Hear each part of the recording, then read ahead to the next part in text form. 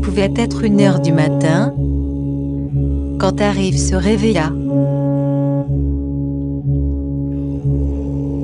Immobile près de la fenêtre, il regarda dehors.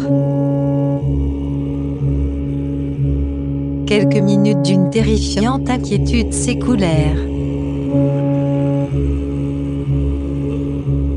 Quelques instants plus tôt, il n'y avait eu pour lui que 3 choses réelles: l'immensité de la nuit et de la nature, sa propre faiblesse et sa peur, à l'approche certaine de la mort. Il fallut qu'il évoque le passé de menaces, qu'il avait enfoui dans son cœur, comme dans une fosse.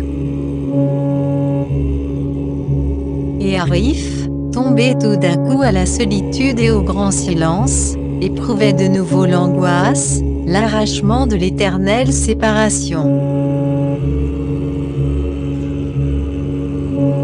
Commencèrent des jours affreux, 3 semaines d'horribles craintes, cauchemars, mauvaise humeur, affolement, inquiétude, anxiété, épouvante.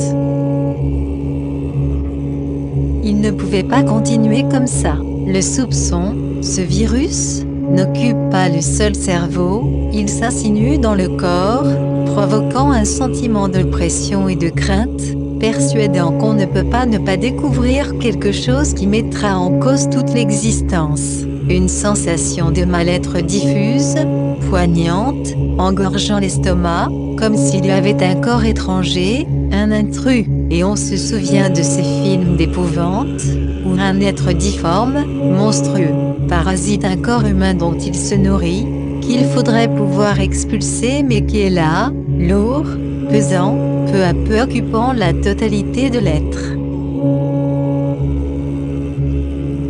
Pour la première fois, il connut les anxiétés de l'homme accoutumé au crack, ou à tout autre poison lent, tabac, thé, café, dont la privation était douloureuse. Arif eut une minute d'horreur et de terrible hésitation.